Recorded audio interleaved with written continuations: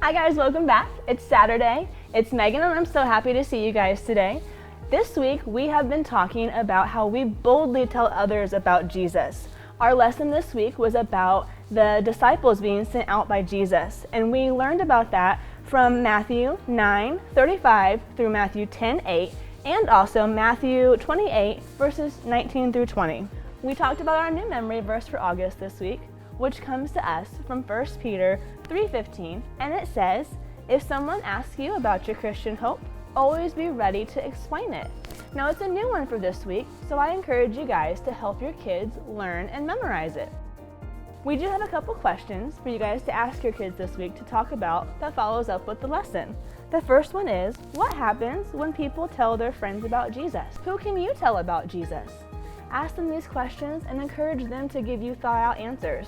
I do have a few challenges for your kids this week. The first challenge is to ask an adult you know if he or she has ever told anyone about Jesus, and find out how that person got ready to share it. The second challenge I have for your children this week is to get ready to boldly tell about Jesus by practicing what you might say with family members. Encourage your children to get ready to share about Jesus by talking with you about it first.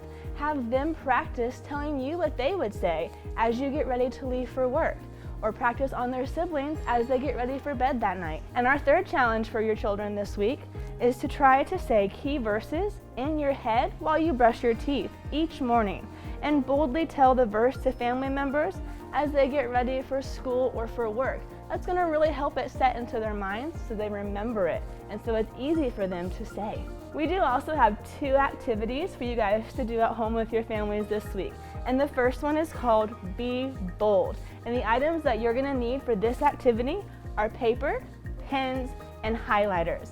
It might also be helpful to have your memory verse handy because you will need it.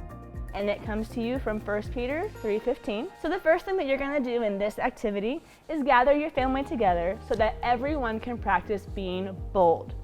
You're going to write the key verse in pen, and you're going to make it big enough so the words cover the whole piece of paper. And you can make the words look fancy if you want to by adding curls or dots to the letters, or you can let your kids help you make it look fancy. That would be really fun too. Then you're going to make it even bolder by tracing over your words multiple times.